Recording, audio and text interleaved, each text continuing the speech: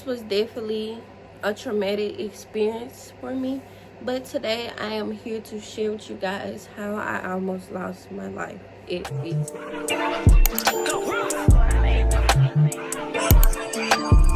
YouTube, it's your girl Des. If you are new to my channel, hey. If not, what's up, gang?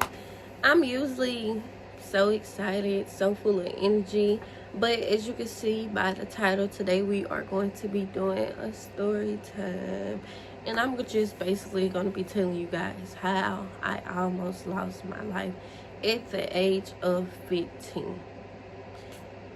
Mind you guys, I am recording this at 7 in the morning, so if I look tired, that is why. But let's get to the video. First, I just want to give you guys a little backstory. I actually was staying with my dad back in 2020. He stayed in Ohio, and my grandmother ended up passing away, so I came back to Mississippi. Okay. Let's just go back to October the 8th, 2020. I remember that day. Me and my little sister was actually into it the whole day. Not saying we was beefing, which we was. Like, it was just a petty sister argument. Like, we was not talking the whole day. And my little sister, she came in the room, and she was like, I want to go to the football game. And at the time, I was talking to somebody on the football team. So I was like, why not? So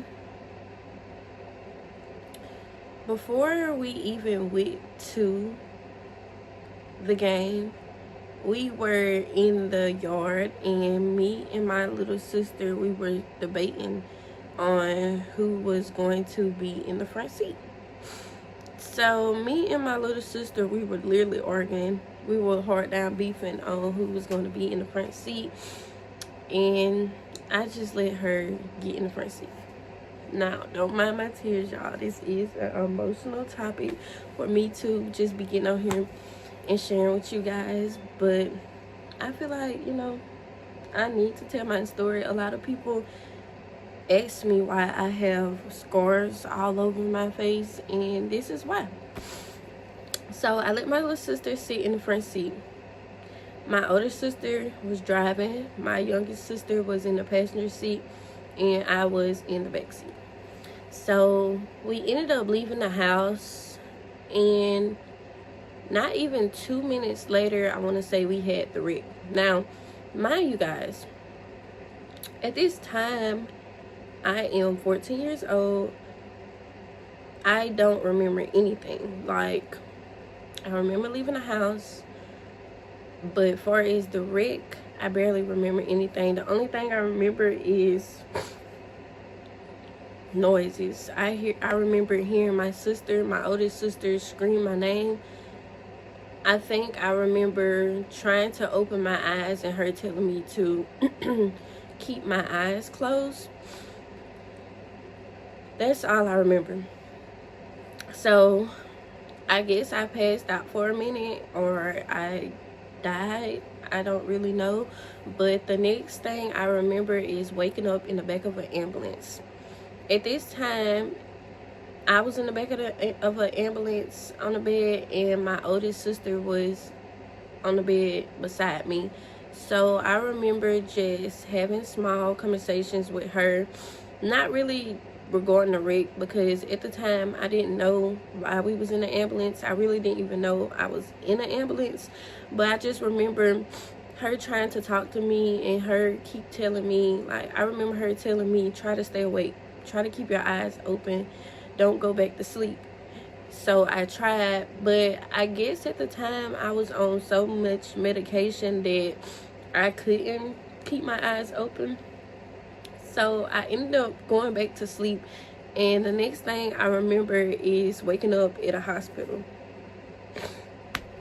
When I woke up at the hospital, I remember them rolling me to the back, putting my wrist back in place. Like, that was one of the most painful things that happened throughout this whole experience.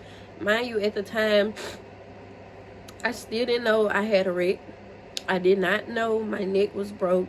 I did not know my face was split. I didn't even know my wrist was split. Like, I didn't feel nothing. I was so numb at the moment. I didn't even know half of this stuff was going on. So after they ended up popping my wrist back in place, I guess I fell out again. During this story, y'all gonna hear me say a lot that I passed out. I think I was doped up on so much medication that I could not keep my eyes open, because I went to sleep so much during this time.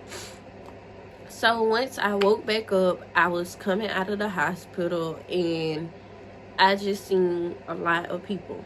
Like, I seen a lot of people, probably like 30 people. And I was getting on the back of the ambulance, and they was just looking at me, just waving me goodbye. Some people were crying, and I still didn't know what was going on at the moment. At this point, all I know is I'm getting in the back of an ambulance. People are crying. They're waving me goodbye. Like, what's going on? I didn't know what was going on. Well, I ended up being transferred to Jackson, Mississippi. They transferred me to Jackson Hospital. I want to say I stayed there probably 1 or 2 weeks. I remember getting to Jackson Hospital, and I had to go get a MRI, whatever it's called. I had to go get that. And I remember them telling me that my wig couldn't stay on. So I was like, y'all can just snatch my wig off. It's okay. Y'all can just snatch it off. And to this day, I still feel that, y'all. Like, around here, it's so tense and tender. Like, it hurts so bad. Then right here. But it's from them snatching my wig off. Like, I still feel it. So after that, I got all my CAT scans, and I remember waking up at the bottom of a hospital. It was a lot of people in there with me, like a lot of kids. Just, they had their own beds. Like, at this time, I was not in my own room. I was just literally in the bottom of a hospital. I couldn't use the bathroom by myself. I couldn't eat food by myself. I had a tube in my mouth, a feeding tube, because at that moment, I guess I had surgery on my neck. If you guys could see, I do have a scar right here. I will insert a picture right here of what's kind of going on with my neck. I have 4 screws in my neck because I ended up breaking my neck. A lot of people don't know that. And to answer you guys questions that you might have at this moment, no, it does not hurt. No, it does not bother me on a daily basis. Yes, I can still move my head.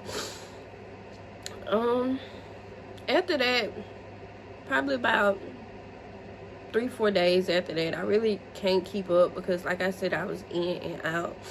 After that, I actually ended up moving into a room, and I was kind of coming around more. I still couldn't walk on my own. I couldn't eat on my own. Couldn't use the bathroom on my own. My mother had came in the room, and I was just basically asking her what happened. Like, why am I here? Am I okay? Is my sister okay? And the answer that she gave me, it was very bright. Like, when I asked her, was my sister okay? She said, yes, your older sister is okay. She was like, yes, Paris is okay. So I was like, okay, Paris okay. That's fine. So then I was like, is Bliss okay? Bliss is my younger sister. I was like, is Bliss okay? She was like, yeah, Bliss okay. She okay. And at the time, I understand, because if my daughter was in the hospital with a neck brace on, a cast on her wrist, her face split open, I would try to keep something like that away from her too. But a few days later, I ended up asking about Bliss again, and that's when my mother finally told me that I had lost my little sister. A lot of different emotions were definitely going through my mind at the moment, because it's like we was literally just arguing over a seat in the car, and now you are gone. Like, that definitely hurted my heart. I didn't know how to feel at that moment. I was in denial. Like, at the time, I could not cry. I could not cry.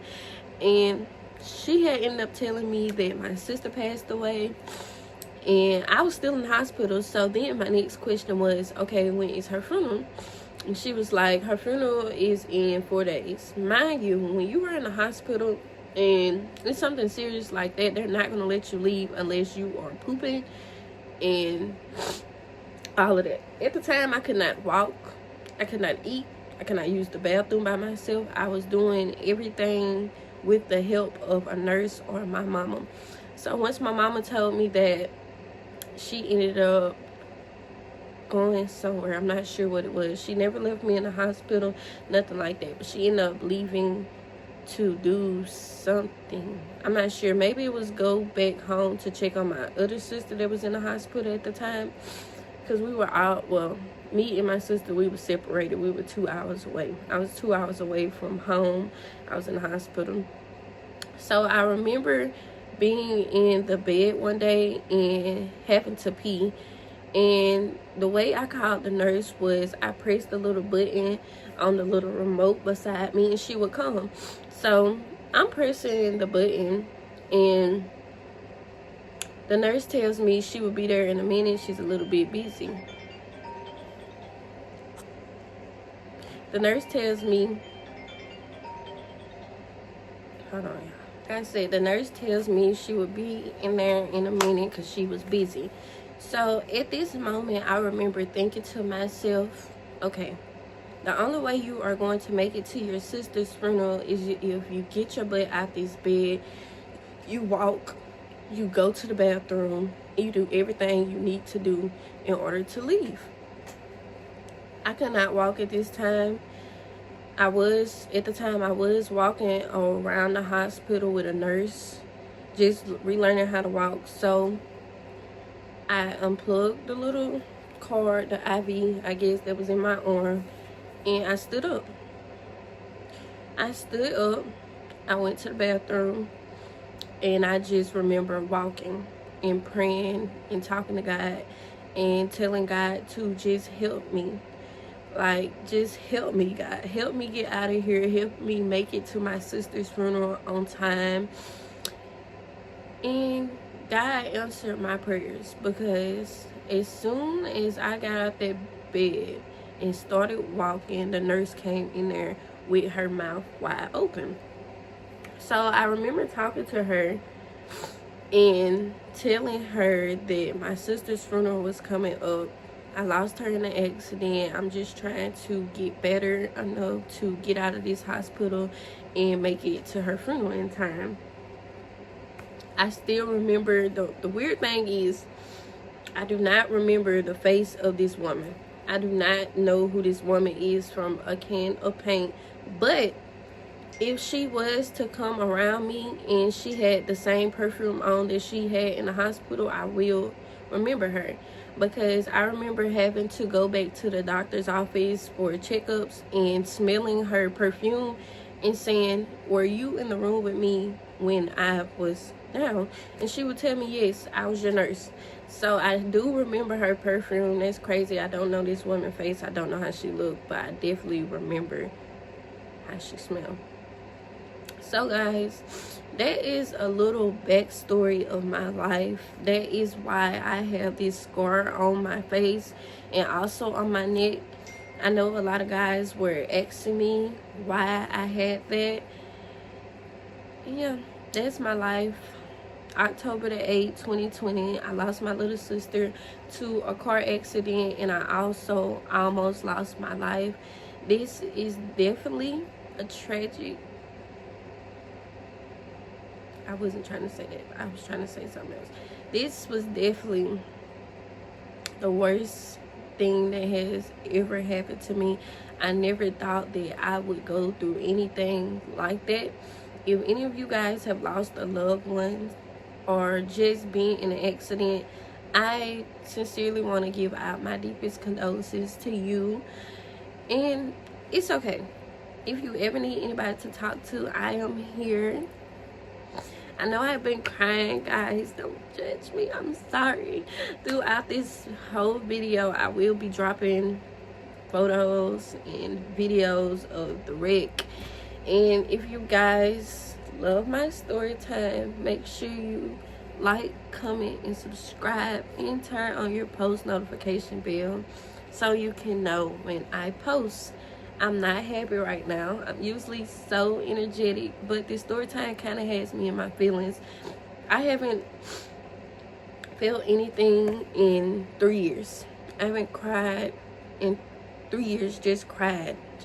Now, I do have episodes where in my room, it's raining, and yeah. I don't even think I told you guys that it was raining when I had my wreck. We ended up hydroplaning into a tree, and that is how I almost lost my life. But this is the end of this video. I don't have too much more to say. I just wanted to give you guys the story time so you can stop asking me why I have scars all over my body.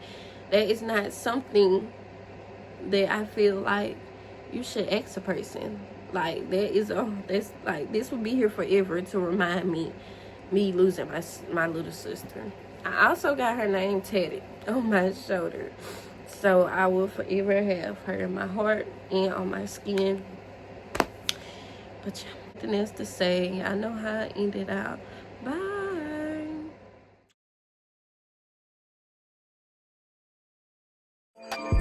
Run up on big dough, you won't, I bet your ass